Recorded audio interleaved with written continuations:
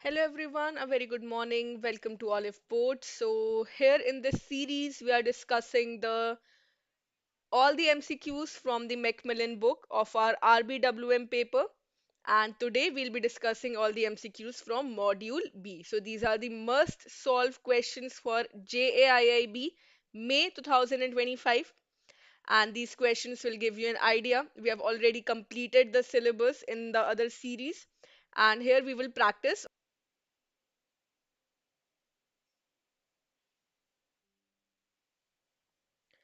All right, so the first question, if we talk about module B, so it is the most important module of our RBWM paper, and it has the highest priority as well as the maximum chapters in this unit, ranging from the customer requirements to the product development process, credit scoring, retail liability, retail asset products. All of these chapters are very important from the exam point of view.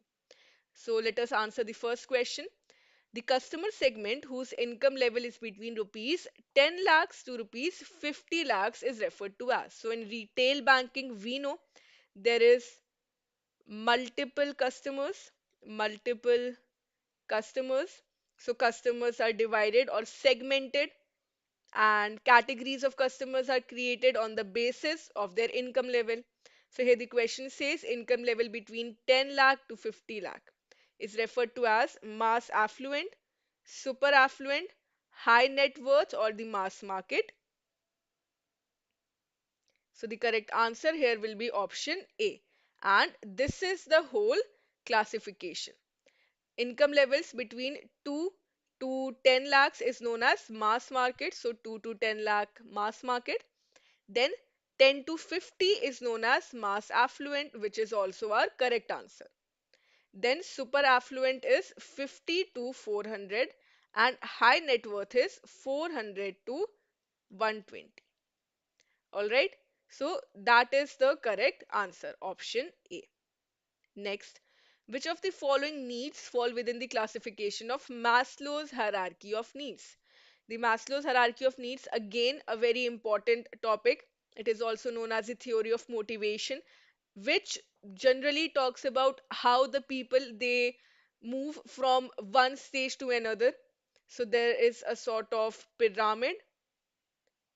From the lower level needs, people move to the higher level needs, and they try to achieve more needs. There are the basic needs, and there are the uh, love and belongingness needs, self-worth needs, and finally we have the self-actualization. So which of the following needs fall within the classification? It is a multiple selection type question. So physiologicalization. These are the five levels. Urgent needs do not form a part of the Maslow's hierarchy. So the correct answer is option C. Option C. Right? 1, 2, and 3. Physiological, safety, social, esteem, and self actualization. Physiological needs are the basic needs like food and clothing, drinking water, a safe place to live.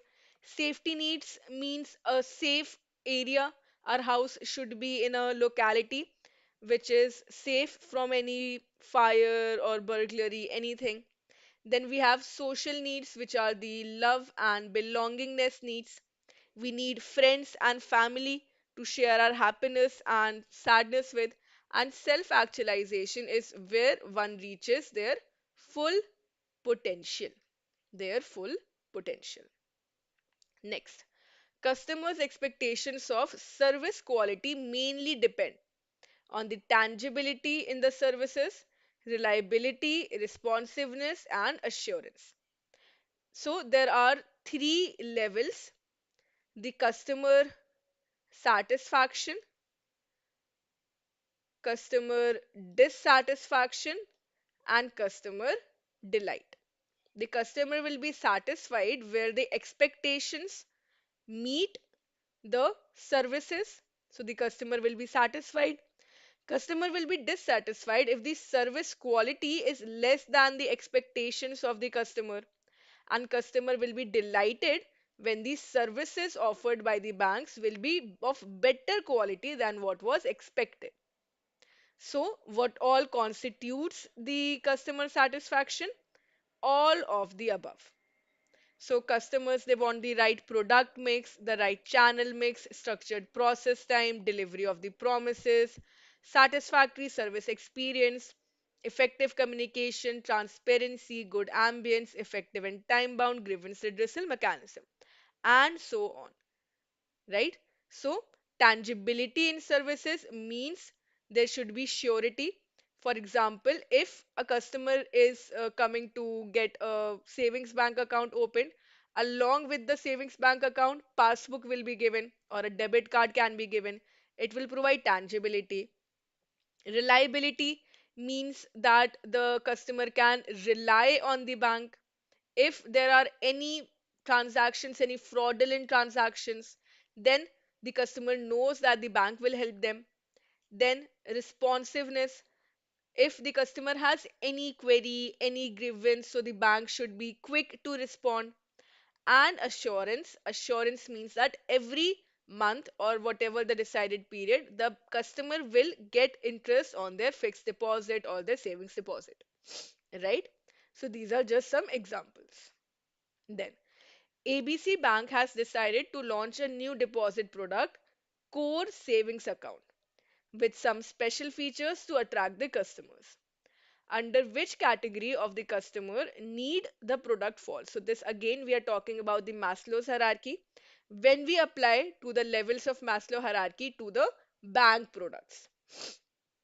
So the core savings account, whether it will come in the security or safety needs, or in the physiological needs, self actualization or self esteem. So, as the name suggests, it is a core savings account, it is a basic savings account, so it will come under the physiological or the basic level needs. So, here's the table which shows you the different types of products. Under the physiological needs, core savings account, personal accident cover, and housing loans will come.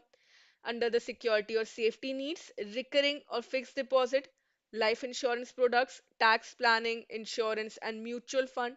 These are the safety needs. Then we have social needs, consumer loans, personal loans, home loans, and car loans. Esteem, which will increase the self worth of the individual. If I buy a second house, it will increase my self worth. And finally, self actualization, retirement solutions, senior citizen term deposit, pensioners' loans, and so on. All right. Next. Which one of the following statements is correct in respect of the product cycle? So, there is the product life cycle, which starts from the introduction of the product, where the after the creation the product is newly introduced, so it will have low sales and low profit. When it goes to the second stage, some customers will demand the product, the demand will start rising and it will increase the profits will reach the higher stage. Then maturity is where the sales are saturated. Now all the different banks and financial institutions, competitors are also entering the market now. And finally, we have the decline stage, where if the banks do not try to improve the product or provide anything new, then the product will go out of the market. So, which of the following statements is correct? In the introduction stage, the sales volume will be low and revenue will not be sufficient. Correct. In the growth stage, which is the second stage, the product life cycle, the sales volume remains stagnant. In the maturity stage, there is more growth and sales volume peak. So the correct answer is option C, 1 and 3 only. This is the product life cycle journey. So when the product is launched or it is introduced in the market, it will have low sales and profits.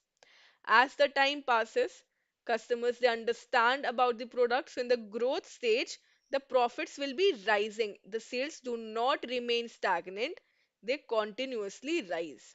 In the maturity, the volume peaks and decline occurs after the product is being offered by competitors as well. And if we do not, the banks they try to keep the product longest in the maturity stage. If they do not take steps, then it will lead to death of the product. The best example of this is radio. When radio was introduced, it had low sales.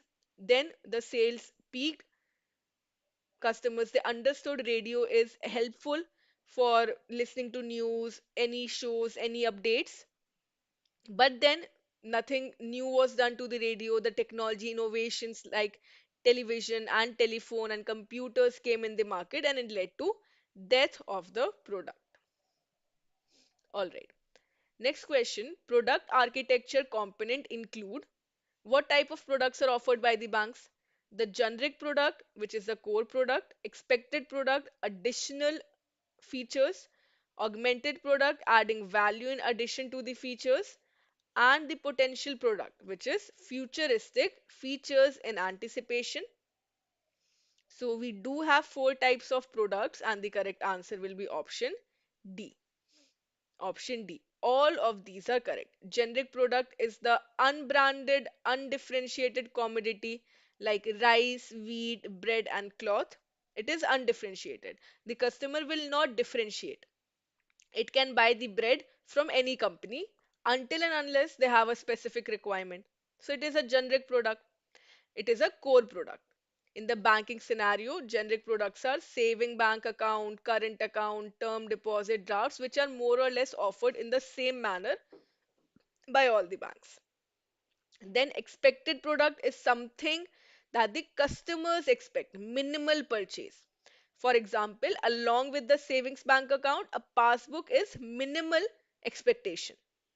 Then the augmented product is a result of making voluntary improvements if along with the Pradhan Mantri Jan Dhan Yojana account, insurance and pension products are of the applicants. We know what is a credit score. It is a score which is given to the customers or the borrowers based on the past transactions, on the loans that they have taken in the past, their credit card holdings and dealings, whether they have timely repaid the loans or not, or are there any unpaid dues? Do they have too many credit cards? Are they over leveraging their credit card limit? So, all of these things are there. So, the credit scoring model is based on the defaults on the previous credit transaction, payment behavior, and the payment history, previous searches and inquiries, but not on the annual income. So, 1, 2, and 3. Again, the whole explanation is given for you. Credit score is assessed based on the dealings in credit products like the different types of loans. These can be generated by the credit institutions like the banks or the credit information companies. Banks can also seek the report from the credit information company, which will give a free full credit report without any charge. Right? So, the credit score is a statistical analysis of the qualitative behavior of the customer. Using the regression and statistics, we transform it into a three-digit number representing the amount of risk the customer brings. So the credit score values from 300 to 900. 300 is a bad score, 900 is the good score. Any score above 700 will be considered appropriate by the bank to give out loan. All right. I hope all these questions are clear till now. Okay. Next, the most common mistakes in the credit score will be due to. Now, the credit scoring is a statistical analysis, and wherever the human operation is involved, there can be issues and mistakes. So, what are the most common mistakes? Confusion of names. Yes, there are many people with the same name. If you share a name with another person who has defaulted on their loan, and their default is being showed in your credit history, this can be a mistake, definitely. Human input error.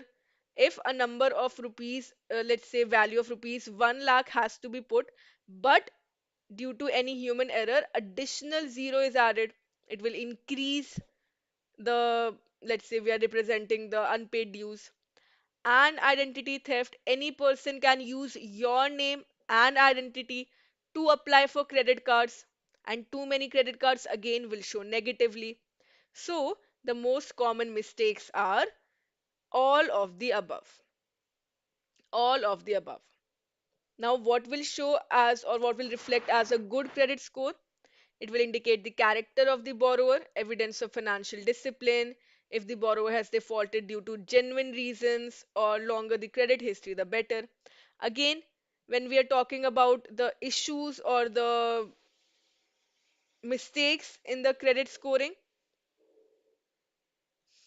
the customer, if they see any issue, they should contact the bank, and they should ask why a credit card or a loan application has been declined.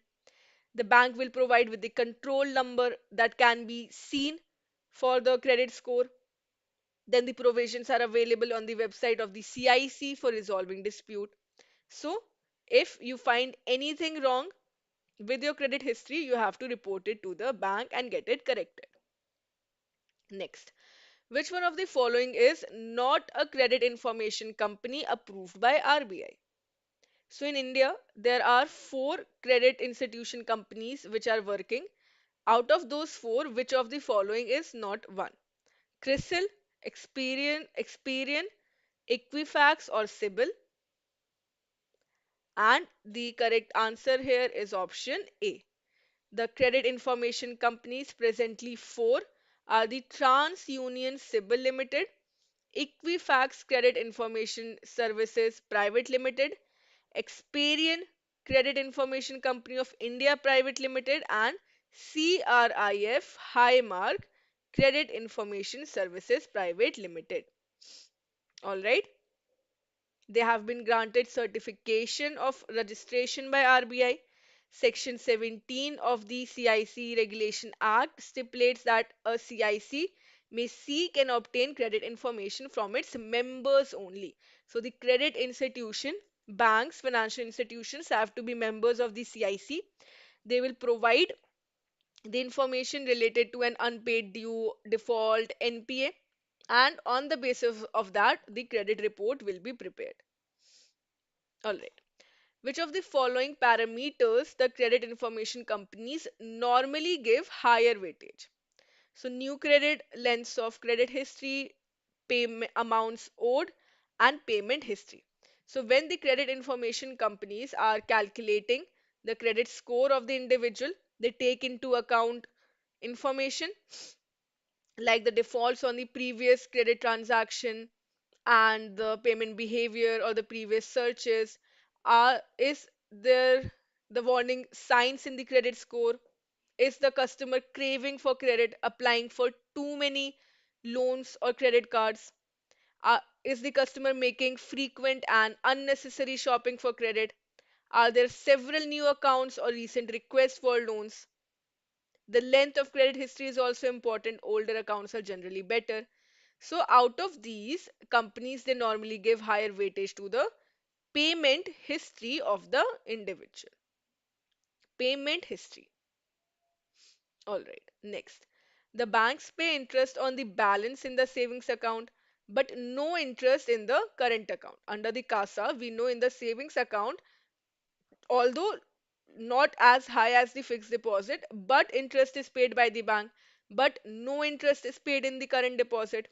However, the requirement of minimum balance stipulated is more as compared to the savings bank account. The minimum balance requirement in the current deposit is more. Why? The transaction cost in the current deposit account is more than the savings bank due to the provision of unlimited number of transactions. The current deposit is not preferred by the bank because it is highly volatile. It is at the discretion of the bank whether to pay interest on current deposit or not. Or option D, payment of interest depends on the individual bank's policy. So C and D are definitely incorrect. And is the current account more volatile? So no. Actually, why higher minimum deposit is stipulated in the current deposit account? Because there are unlimited number of transactions. Unlimited, there's no limit for the withdrawal or deposits in the current account. Moreover, the current account is used by the business customers, so they'll make all the payments, transactions using their account. So the minimal deposit is also more.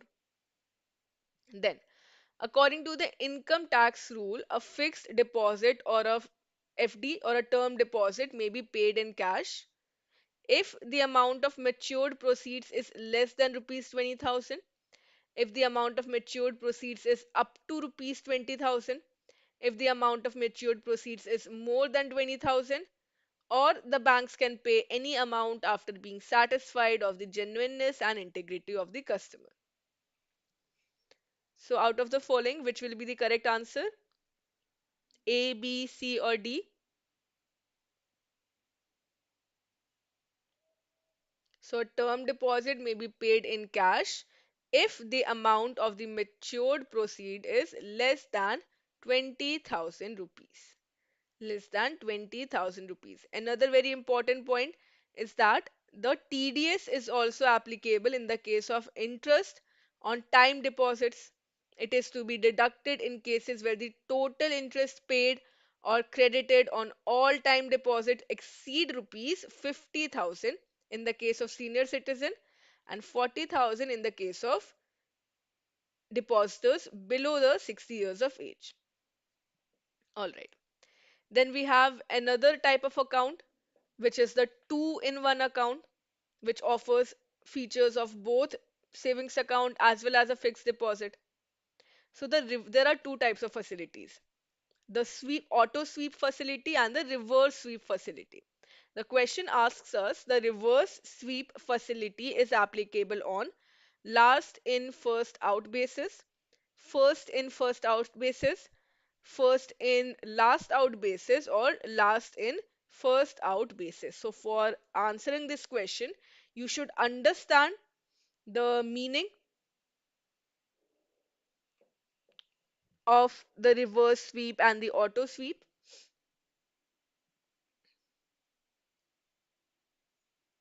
So what will be the correct answer? The correct answer will be option D, last in first out basis. So two in one account is a combination of the savings bank and the fixed deposit, right? So if there is any deficiency in the savings account and the customer has to pay any bills or make a payment, they can use the excess amount which is kept in the FD. Or if there is excess amount in the savings account, then it can be transferred to the fixed deposit, and the balance transferred will earn the higher interest as applicable on the fixed deposit. So there is the auto sweep facility which offers maximum returns, and reverse sweep facility which offers liquidity, and it is on the basis of the last in first out basis, in which the last deposit is broken to meet the shortfall in the operating account. So the last deposit is first broken. Just go through the notes that I've given and it will be clear. Next, the rate of interest in the recurring deposit for a particular period. Now, what is a recurring deposit? It is when, let's say, any salaried individual wants to save a fixed amount every month, and at the same time they want to earn interest at the rate applicable to the fixed deposit. So it will be a contract between the customer and a banker. So the rate of interest in the case of recurring deposit will be same as a fixed deposit. It will be same as a fixed deposit, right? So the banks, they also allowed the premature payment of RD, also give loan against RD. Any person complying the KYC norms can open a recurring deposit account. Then we have questions from the retail asset side products, in which we have the home loans, home decor loans, auto loans, education loans, personal loans. So the home loans are sanctioned by the banks for the following purposes: purchase or construction of house, yes. Purchase or construction of a flat, correct. Purchase of land for construction of house thereon, addition to the existing house, so all of the above. Apart from this, home loans are also given if the individual wants to buy an old house, a second hand house, or a second housing dwelling. If they're living as a tenant and they want to purchase that same house, for that also the banks will provide loans. Auto loans are given by the banks for the purpose of purchasing new car, purchase of used car, purchase of two vehicles, purchase of all of the above. So again, all of the above. But auto vehicle loans are more approached or more popular by the NBFCs, not by the banks. Then, personal loans are sanctioned by the banks based on personal loans can be for, let's say, any medical expenses or for marriage, or if it's a doctor and they want to open a new clinic, or a lawyer wants to set up an office, anything. So in the case of salary, in the case of employees, monthly or annual income in case of the business partners, the number of years of service or in business. So option D. Personal loans will be given on the basis of all of these eligibility norms. All of these eligibility norms. Next, retail loan processing centers of banks. So we have two types of retail loan or loan processes. We have the stand alone model, and we have the centralized model. The centralized model. Stand-alone model is where the branches of the bank perform end-to-end functioning, right from the application to the verification of document, sanctioning, disbursement, follow-up, everything is done by the branch. Centralized, what happens from the branch, the application is sent to the RLPC or the loan processing hub or factory. There, the next steps are done: verification of documents, decision on the sanction, disbursement, follow up, right? So the retail loan processing centers are designed to source retail asset business, process the retail loans, do the valuation or legal opinion, release the loan either at their end or advise the sanction to the branches. So the correct answer will be option D, 1, 2, 3, and 4 for the sanction and disbursement of loans through the RLPC. All right. Again, there is flexibility.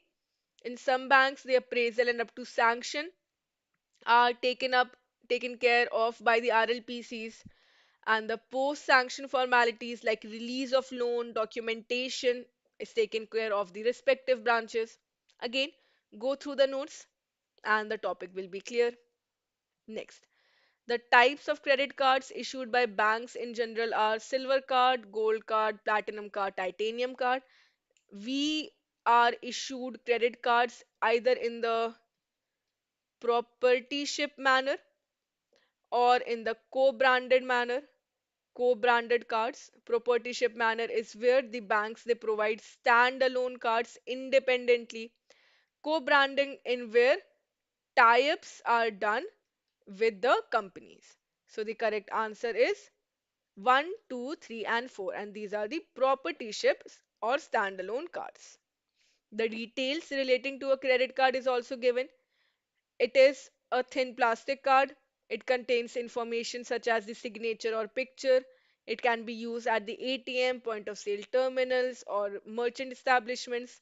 Credit cards are based on the concept of buy now, pay later. All right. Next question. The features available generally in all types of cards. Whether we are talking about any variant of the credit card or debit card, which features are generally available? Facility for payment of purchases. Yes. Facility to withdraw cash from the ATMs up to a fixed limit. Reward points for the usage of cards, which can be used at various locations. And cashback offers up to a certain limit. So, all of the above. These features are generally available in all the types of cards, the variants of the credit cards. Then, what are the characteristics of the debit card? Debit card is based on the concept of buy now, pay now. So, no charges or credit is created from the account of the customer to which the debit card is linked. Immediately, the amount will be debited for any payment. So, the payment of purchases are directly debited into the account. Cash withdrawals are debited to the account immediately. Payments will be Payments for the purchases usage will be debited subsequently after a certain period. So, no. The correct answer will be 1 and 2 only. This third statement is related to a credit card. It is related to a credit card. Next, payment default risk is embedded in which type of card there's a chance of failure to pay the card dues. It is not there in the debit card because immediately the amount is debited from the account. But in the credit card, what is happening? The charges are created, and at the end of the credit cycle, the customer will make the payment along with any interest. So the payment default risk is in the credit cards.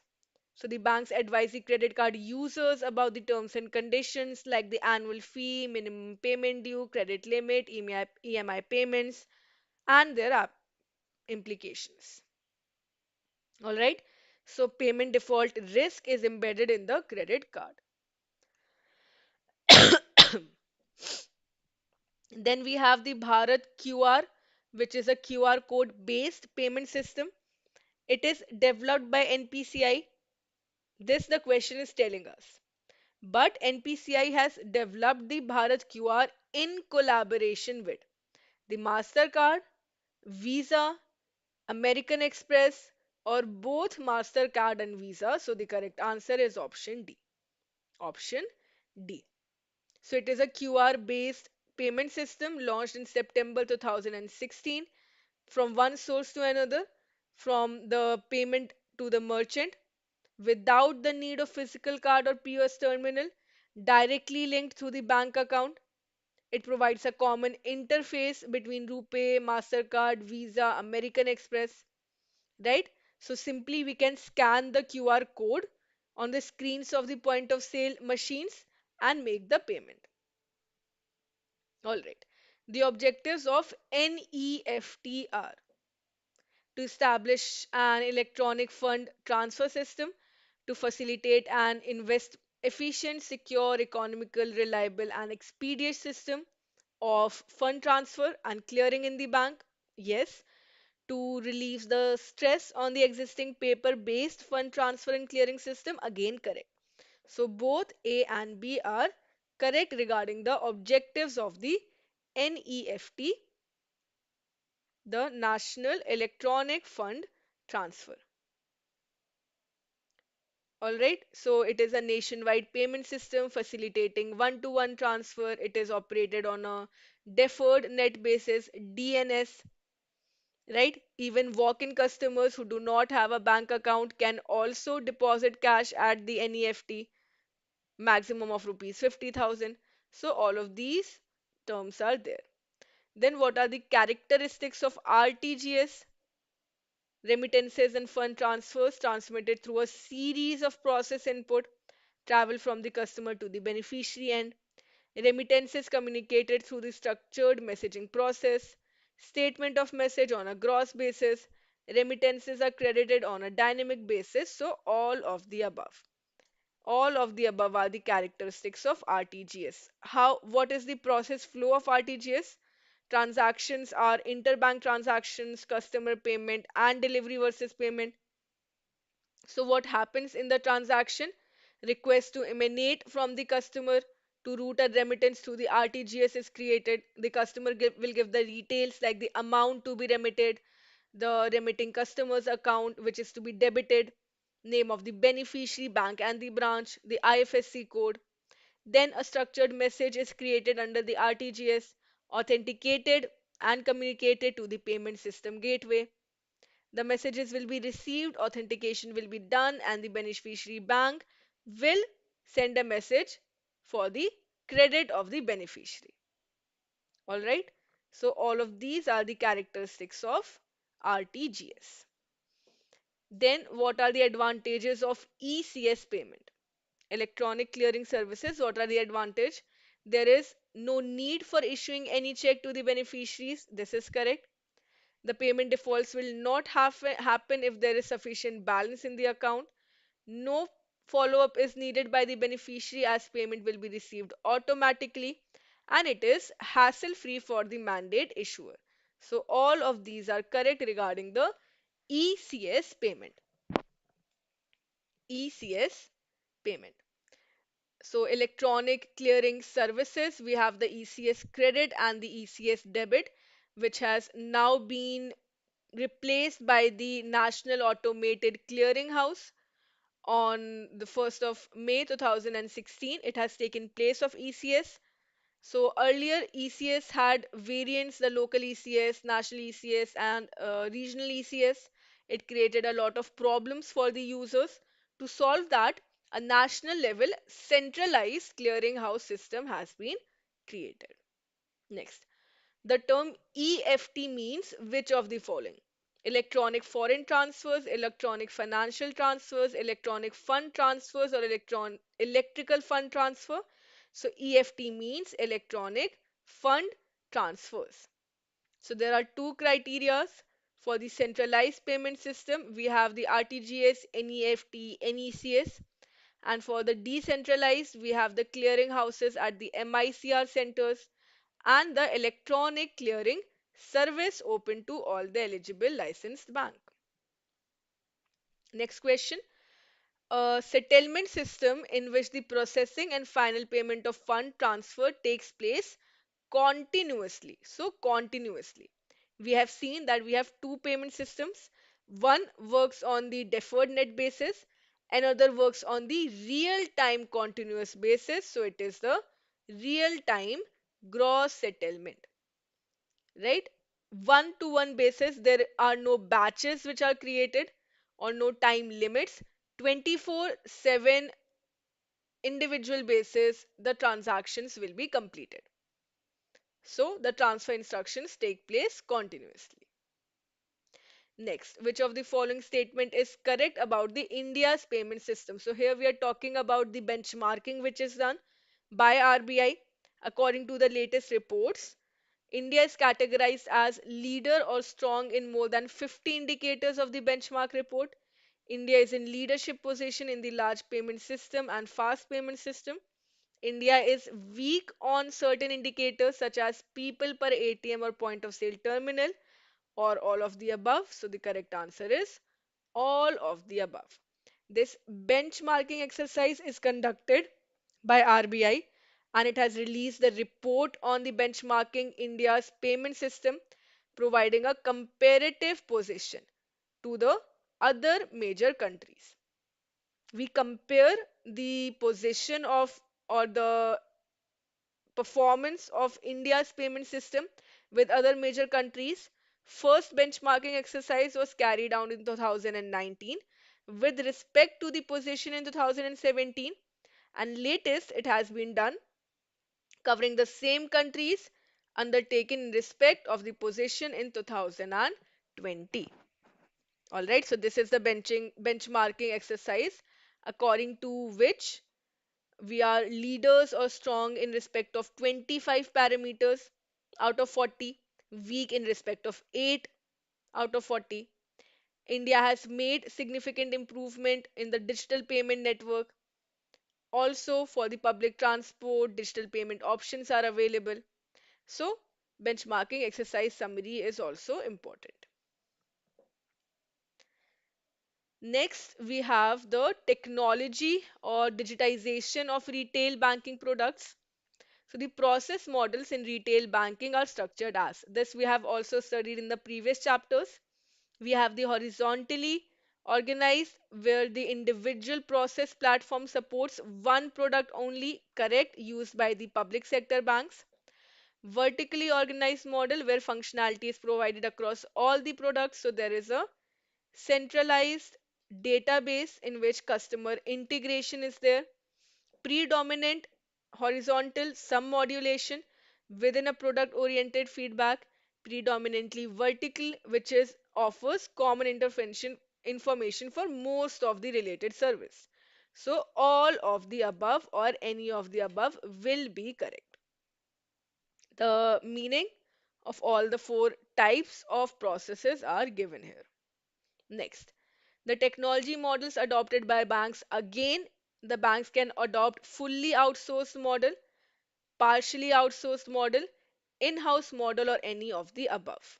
So any of the above. Public sector banks, they usually follow the in-house model where they use their own resources, their own staff to perform all the functions. Partially outsourced is used by the private sector banks, and fully outsourced model is used by the foreign sector banks. We are referring to the technology. Now, AB Bank has collected data with respect to the needs of its customers. So this is a case study type question, and it has developed a product based on the information collected. What type of information has the bank collected and analyzed? So there are four types of information that the banks collect from the market and the customers. We have strategic, tactical, operational, and managerial information. So when we are talking about the needs of its customers, then we are referring to the strategic information. Strategic information refers to the account opening, basic loan origination data, updated information, income details at the various frequencies. Transaction refer to the disbursement to the final settlement in the loan account, and analytics and alerts, both operational and strategic alerts. So if we are talking about the customer need and expectations, then we are referring to the strategic information. Then technology and retail banking are inseparable, separable, complementary, or supplementary. Inseparable means they go hand in hand, they cannot be separated, or bank and technology can work independently. Complementary, they complement each other, or supplementary, they can be used in place of one another. So technology and retail banking are inseparable. Inseparable. Why? Because technology is convenient for automating the process, providing the customers new delivery channels and payment. Cost of services has also reduced. Use of banking technology like ATMs, credit card, mobile banking has also increased. Then we have the Indian Financial Technology and Allied Services, IFTAS, has been acquired by. Here we need to remember all of the institutions that we have studied. The IDRBT, which is the Institute for the Development Research in Banking Technology. IDRBT has developed the Infinet, SFMS, NFS, and the IBCC, right? Then, after the recommendations made by Dr. C. Rangarajan Committee, it was said that the role of IDRBT should be only research and development. Monitoring of these institutions should not be given to the IDRBT. So the IFTAS was set up. And later on, IFTAS was taken over by Reserve Bank of India. So IFTAS, headquartered in Mumbai, the director of IDRBT was the first chairman of IFTAS. IFTAS has taken over Infinet, SFMS, and IBCC from IDRBT, and then it was wholly acquired by RBI in March 2019. So it has been taken over by RBI. Next, from the functional perspective, banking technology has mainly dash important dimensions. How many dimensions are there in the banking technology? So, three dimensions are there: use of appropriate hardware, use of advanced computer science, and conducting business for the quantification, measurement, mitigation of the risk. Right? So these are the three important dimensions of the banking technology. Hardware for providing services to the customers, various delivery channels. Then advanced computer science for the marketing related problems like customer segmentation, customer scoring, etc. And risk management as well. Then the banking technology is a discipline which deals with finance and risk management, information technology and communication technology, computer science and marketing science, or all of the above. So, all of the above. We have already seen how banking technology is employed for the finance and risk management, ICT, and computer science.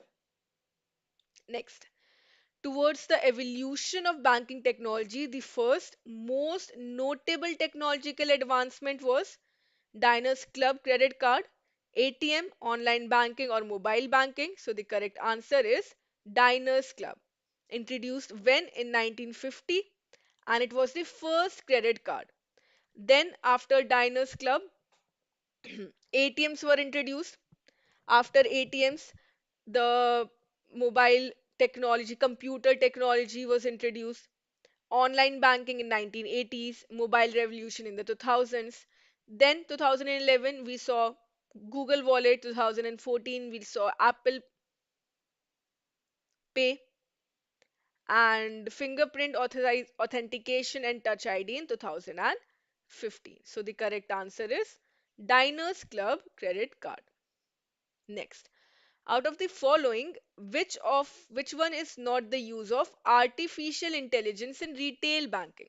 So artificial intelligence is playing a very important role. We can see chatbots, we can see automation. Without the involvement of humans, all the functions are being performed by artificial intelligence. Here you need to understand the difference between AI and automation, the difference between artificial intelligence and natural intelligence, which is possessed by human beings. So, areas where artificial intelligence is being used are passbook updation kiosk, chatbot, cash deposit machine, but teller counter being managed by an employee is not an area. So, customer support and help desk, humanoid chatbot interfaces can be used, risk management, security, and we can track the suspicious behavior, log analysis, and spurious emails. And for digitization and automation in the back office, AI can be used. Then, default in the repayment and credit cards and personal loan segment is mainly due to banks. They face huge amounts of NPAs and defaults on the credit that they create, and it is an issue. But here we are asking that the default can be of which type? Can it be a genuine default due to the reasons beyond the borrower's control? Yes. If the borrower lose their job, or there is a medical emergency, or their business is shut down. Willful default, where the default is intentional, the borrower has the capacity to repay, but they are diverting the funds, siphoning off the funds, or any of the above, or both of the above. So it can be any of the above. Any of the above. So we need to make sure that if it is a genuine default, we will take care of the customer, we will deal with them in a sympathetic manner. And if it is a willful default, where the borrowers deliberately not repay the loan, then we can take penal action against them. We can also reject further loans and advances. So, how we are going to deal with genuine defaults and the willful defaults is different.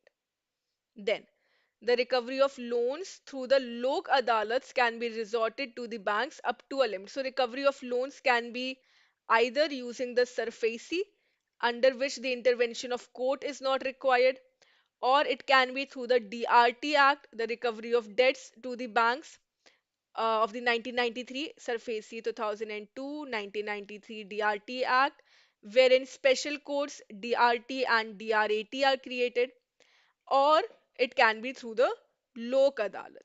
So only those cases which are under rupees 20 lakh, less than rupees 20 lakhs, can be taken by the lok adalat, which are organized under the provisions of the Legal Services Authorities Act of 1987.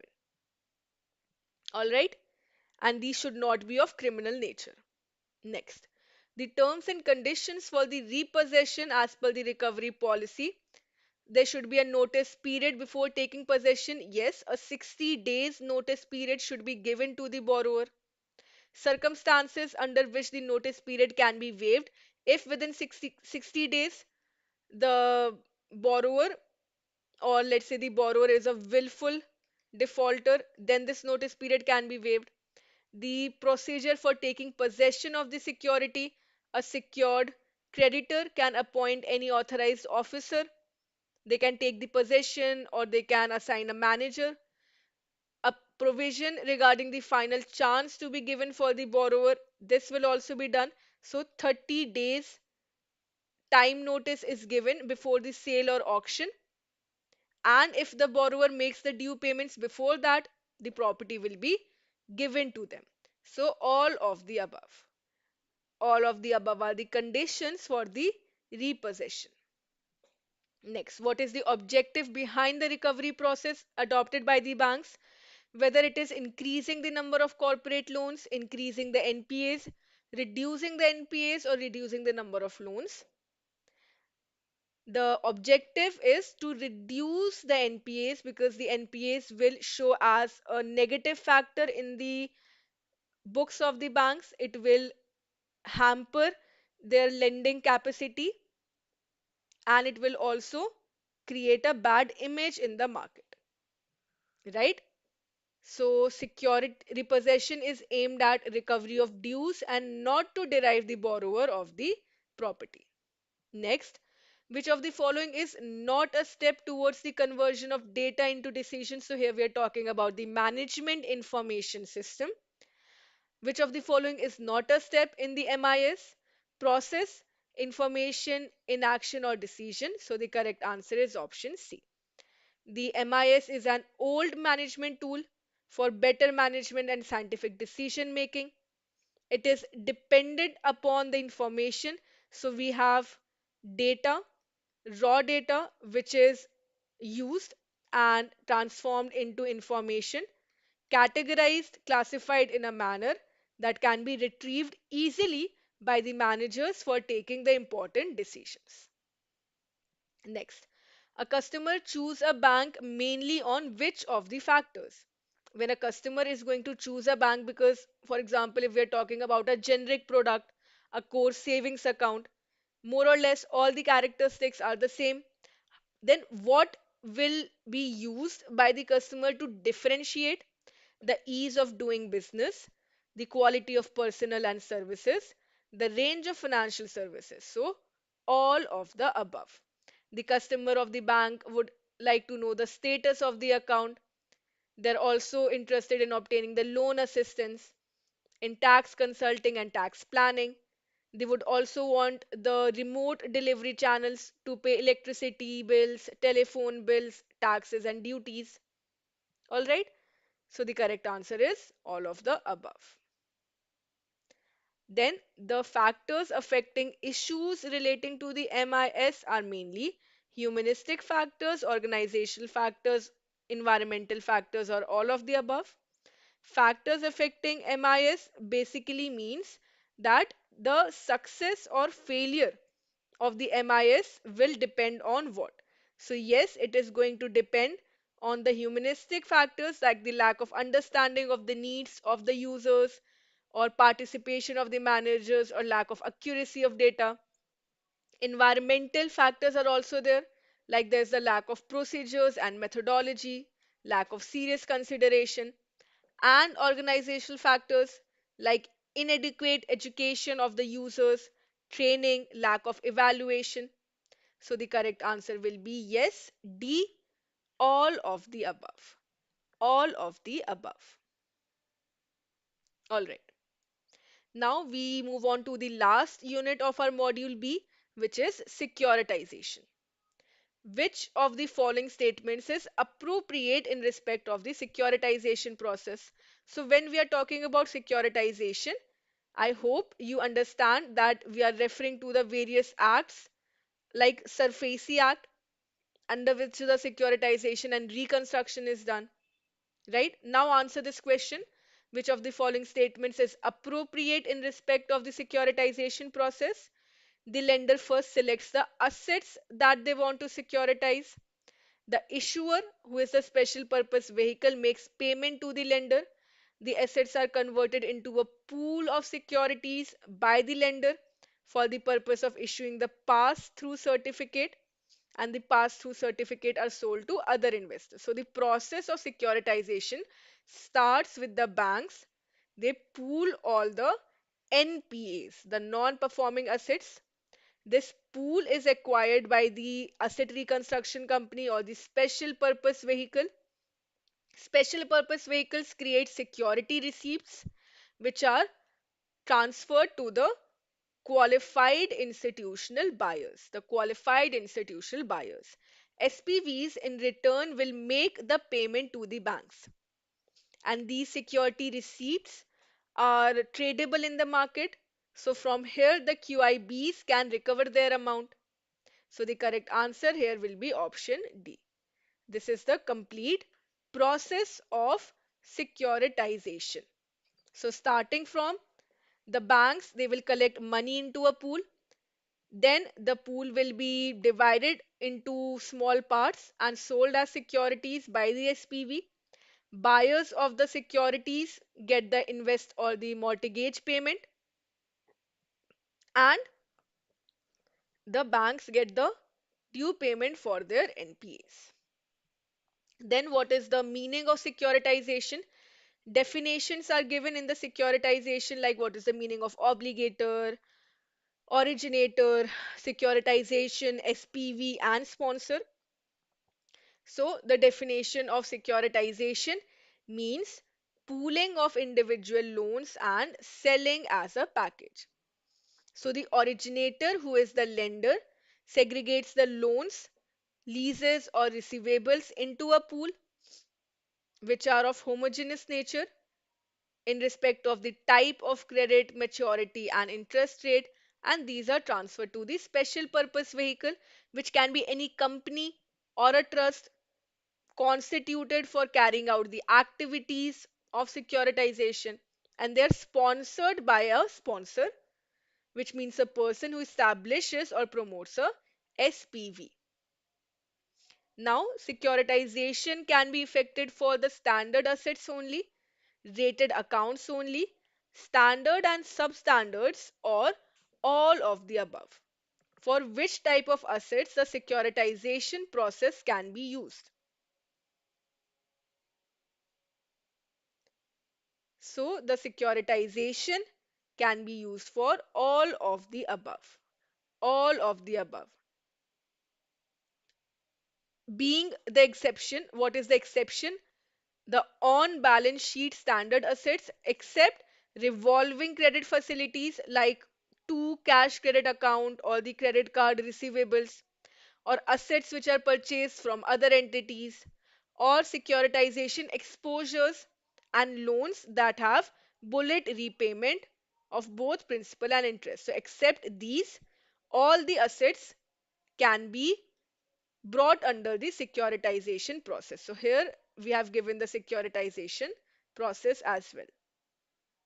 Now, according to the revised guidelines, the reduced minimum holding period for securitization from 12 months to 6 months, from 12 months to 24 months to 12 months, from 12 months to 9 months, or no change has been made.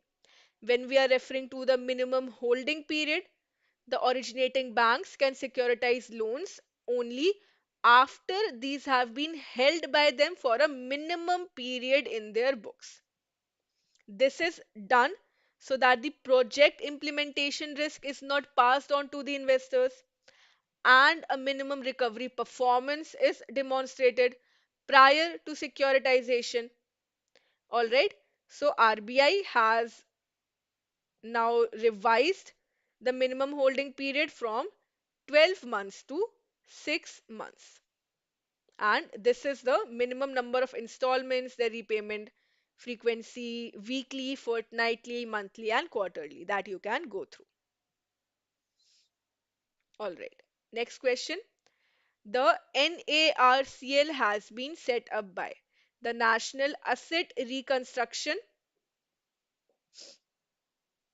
Company Limited. NARCL has been set up by, or which is also known as the Bad Bank. Whether it is set up by the government of India, the state governments, by banks, or none of the above. So the correct answer is C. It is set up by the banks. So the NARCL has incorporated in July 2021 with authorized share capital of 2,750 crore and paid up capital of 1409.05 crore. RBI has given the license to NARCL under the SARFAESI Act. Here, public sector banks will have 51% shareholdings. So they will act as the bad bank. Apart from the NARCL, the IDRCL has also been set up, the India Debt Resolution Company Limited, which is incorporated on 3rd September 2021. And that is all. We have completed all the MCQs from your Macmillan book of the RBWM paper from the module B. We have also covered the module A. The video is already there on the YouTube channel. If you haven't yet seen them, make sure that you answer all of those questions as well. These are very important for your exam preparation. They will help you in revision as well. Download the PDF because the explanations given alongside the questions are also going to help you in your revision. If you want to complete your syllabus in the correct manner and in the due time, then you can join us in the JAIIB Super Elite All-in-One plan. Here you will get live classes, mock tests, and downloadable PDF notes.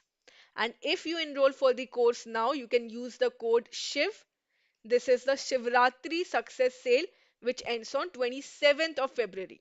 So using this code, you can avail 52% off on your subscription.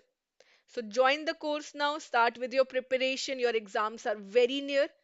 And also, like the video, share it with your other aspirants, and subscribe to the channel. All of these videos are very important. I will see you again tomorrow with the next module, with next questions. Till then, thank you and all the best.